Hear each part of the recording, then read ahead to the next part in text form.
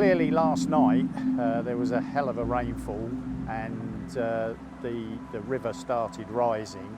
When I got up this morning, the back garden was partially flooded. Now it's completely flooded, and it must be under about 8 or 9 inches of water. It's never been this bad since we've lived here in 2013.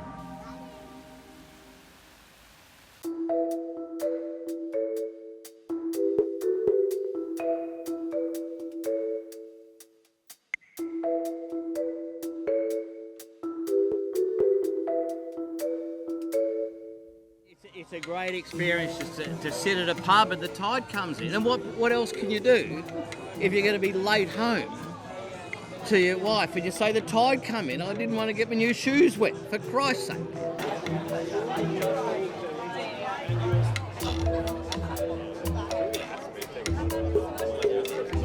It's a regular occurrence in Richmond, and the weather is beautiful. It's a great place to be. But as I say, it just, it grounds you, because we live in coexistence with nature rather than in opposition with it. Oh, there we go.